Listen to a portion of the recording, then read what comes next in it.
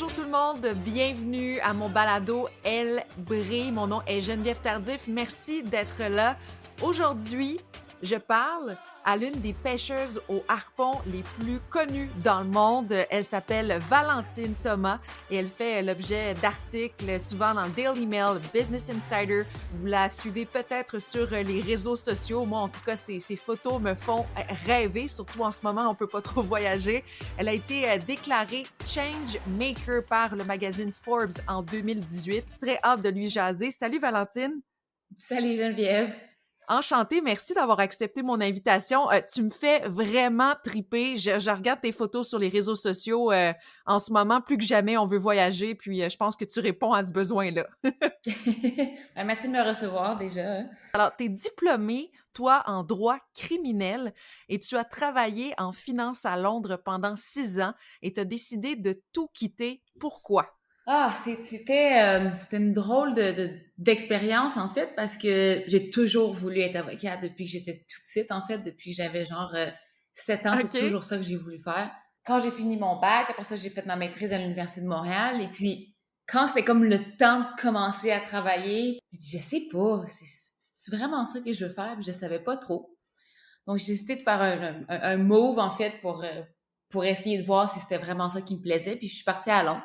OK. Puis, rendu là-bas, ben, j'ai fait ma conversion de cours pour pouvoir être avocate à Londres. Parce que dans ma tête, j'étais comme, ben là, c'est mon rêve d'enfance. C'est sûr que ça peut pas être ça qui va pas dans mes affaires. Donc, j'ai continué, en fait, ce chemin-là pour me rendre compte au bout de 2 ans d'études au Royaume-Uni que, ah, mais finalement, c'est pas ça que je veux faire, pas en tout.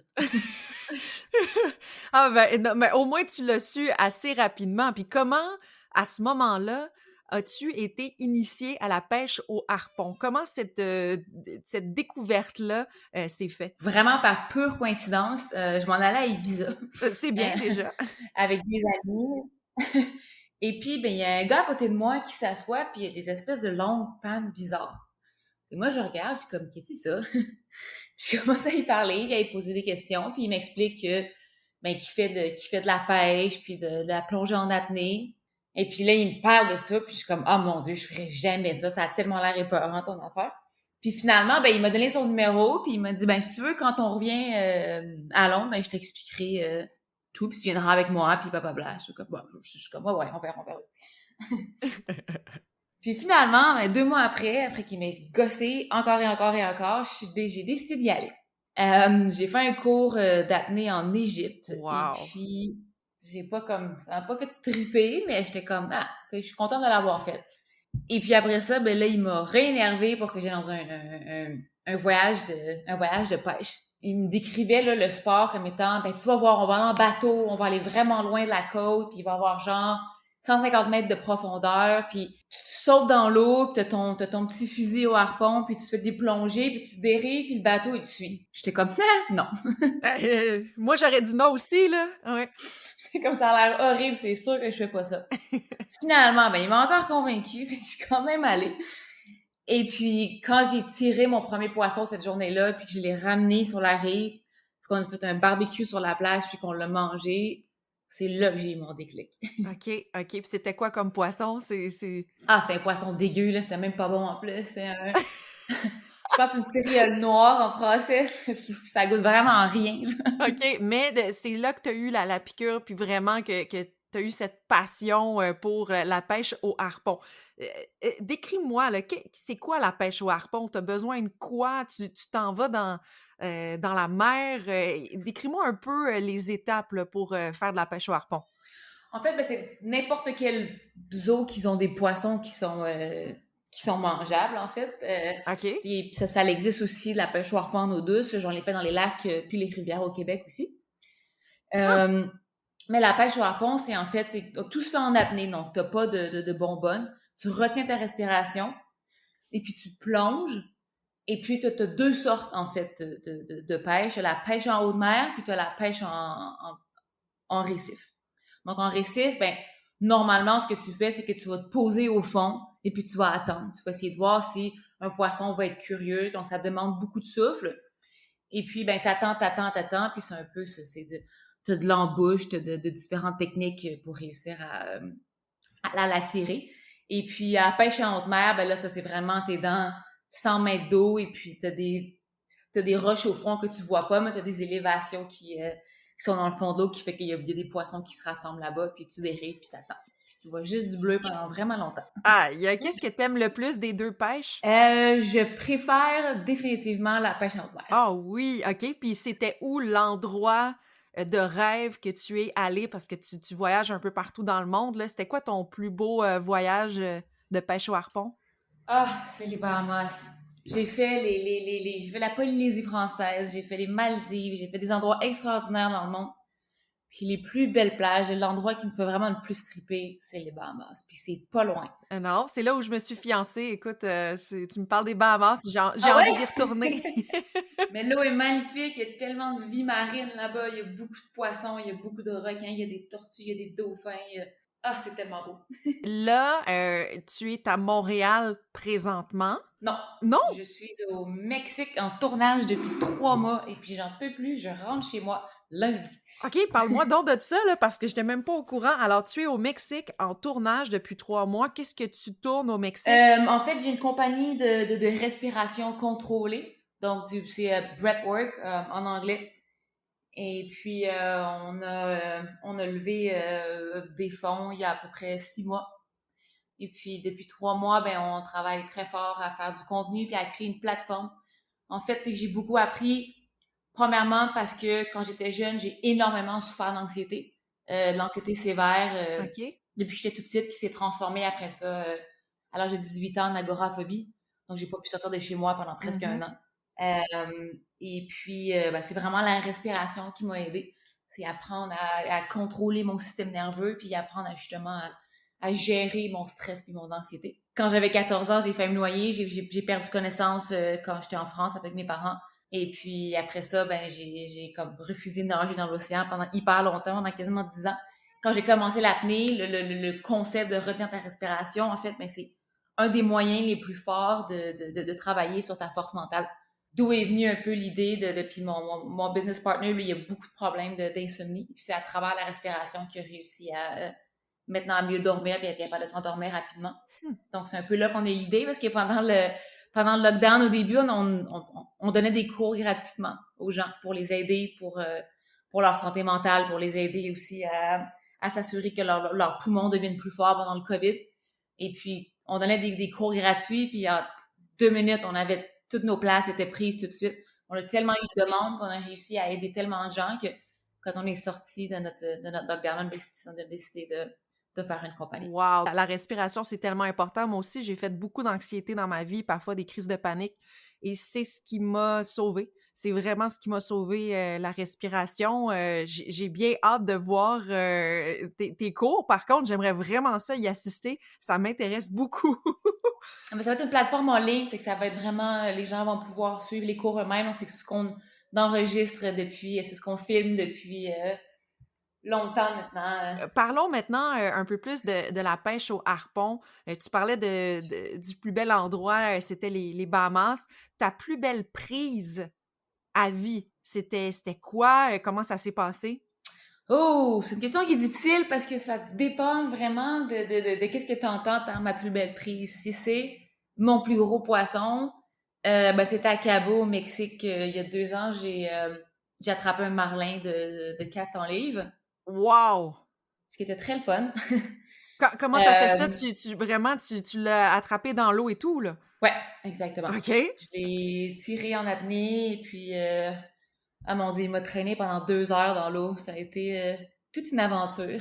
D'ailleurs, pour s'il y a des gens qui se sentent un peu offusqués par un marlin, c'est une espèce qui grandit très, très rapidement. J'allais te poser comme question, ta plus grosse aventure, c'est quoi? Est-ce que c'était ça, la prise du marlin? Ah non, normalement, ça a été souvent des expériences avec des requins. Bon, évidemment, on chasse dans leur territoire, donc ils font partie de notre quotidien, spécialement là où j'habite.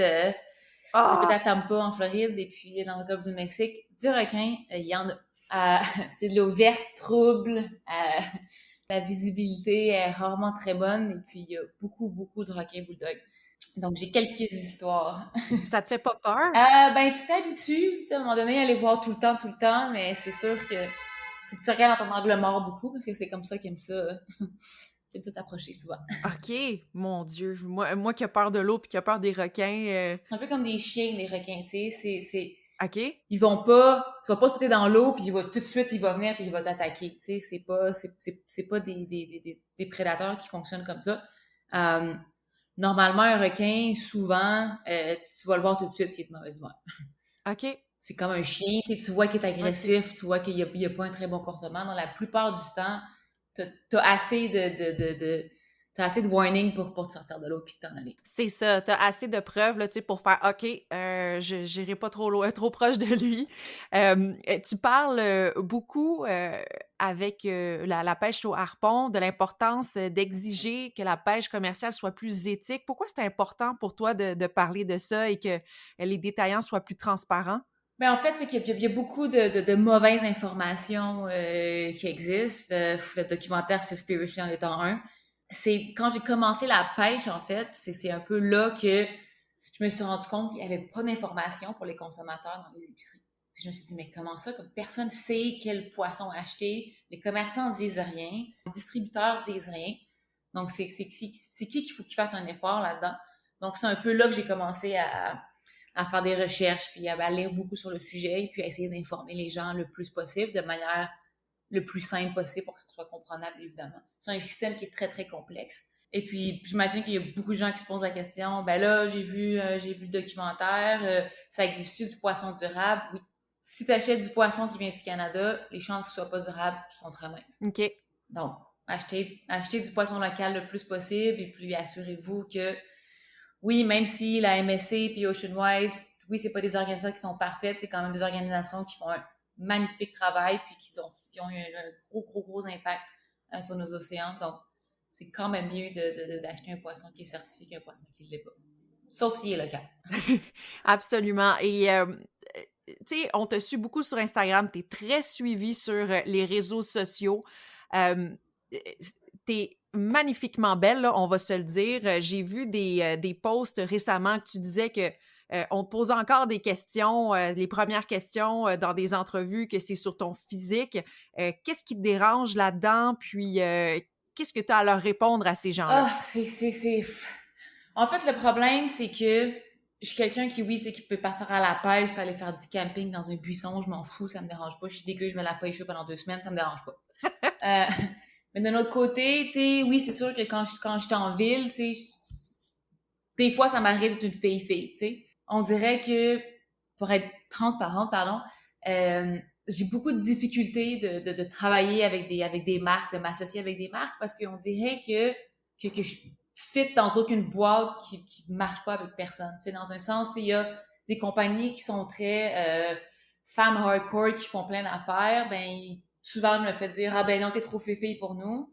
Puis d'un autre côté, ben c'est des compagnies qui sont plus filles ou plus mainstream, qui sont comme ah ben là non tu mets tes mains dans un poisson c'est dégueu, on peut pas travailler avec quelqu'un comme ça. Mmh. Mais la carte un peu de la fille en bikini sur les réseaux sociaux, tu sais, on voit ça souvent, tu sais. Est-ce que, tu la joues encore cette carte-là ou c'est même pas de la jouer parce que c'est juste toi?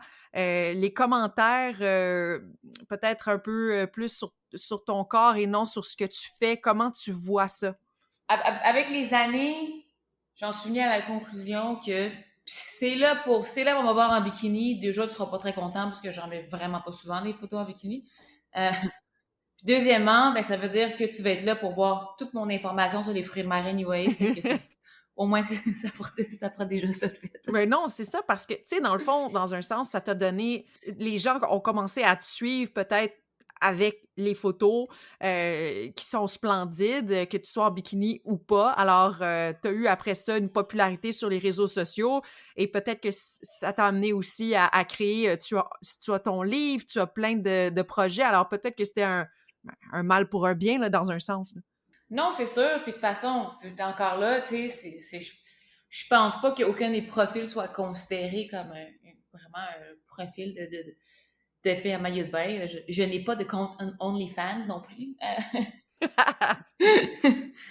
Je pense que c'est poche à dire, mais tu sais, c'était une fille, mettons que n'importe quelle autre fille qui aurait l'air différente à maillot de bain, mais il y a personne qui a fraîchi avec ça. Non, c'est ça, c'est parce que t'es magnifique, c'est Ben, tout.